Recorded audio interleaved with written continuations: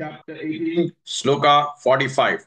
स्वे स्वे कर्मण्यभिरतः स्वे स्वे कर्मण्यभिरतः स्वे स्वे कर्मण्यभिरतः संसिद्धिं लभते नरः संसिद्धिं लभते नरः संसिद्धिं लभते नरः स्वे स्वे कर्मण्यभिरतः संसिद्धिं लभते नरः स्वे स्वे कर्मण्यभिरतः संसिद्धिं लभते नरः स्वे स्वे कर्मण्यभिरतः संसिद्धिं लभते नरः स्वे स्वे कर्मण्यभिरतः संसिद्धिं लभते नरः स्वे स्वे कर्मण्यभिरतः संसिद्धिं लभते नरः स्वकर्मनिरतः सिद्धिं स्वकर्मनिरतः सिद्धिं स्वकर्मनिरतः सिद्धिं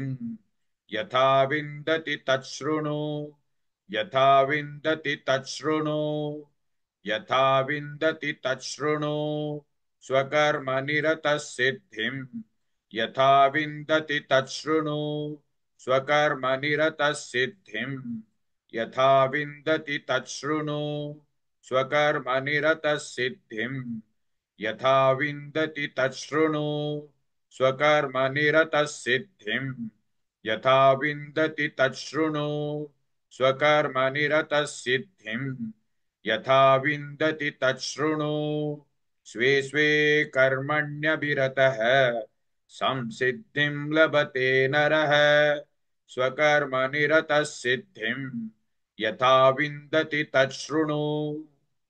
Please like and share this video because you could be instrumental in helping someone around the world recite the Srimad Bhagavad Gita, thereby helping them to have a life of unending opulence, victory and prosperity. This is mentioned in chapter 18, sloka 78. Yes, don't forget to buy my book, Leadership Can Be Child's Play. Namaste.